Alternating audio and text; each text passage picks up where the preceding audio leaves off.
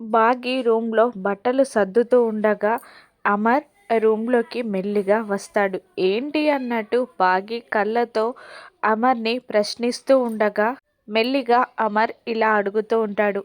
పాప పెద్దదయ్యుంటుంది కదా అని అంటూ ఉండగా కొంచెమేంటి చాలా పెద్దదైంది అంటుంది బాగి. ఎంత హైట్ ఉంటుంది అని ప్రేమగా అడుగుతాడు అమర్.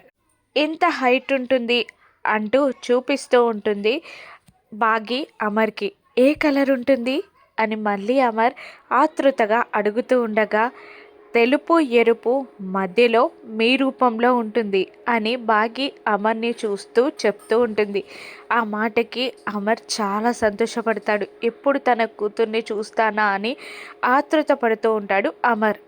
వాళ్ళిద్దరూ అలా రూమ్లో మాట్లాడుకుంటూ ఉండగా బుజ్జమ్మ మెల్లిగా రూమ్లోకి వస్తుంది.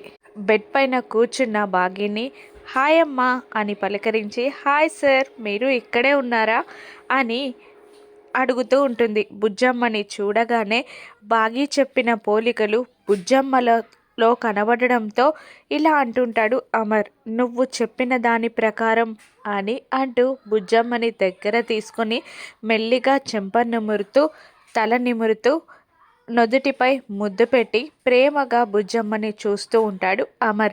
ఆ బుజ్జమ్మే తన కన్న కూతురు అరుంధతి అని అమర్కి తెలిసే టైం వచ్చిందా? తెలుసుకుంటాడా? తెలుసుకున్నాడా? బాగి చెప్పేస్తుందా? మనోహరికి బుద్ధి చెప్తుందా? రాను ఎపిసోడ్స్లో చూద్దాం. Thank you for watching.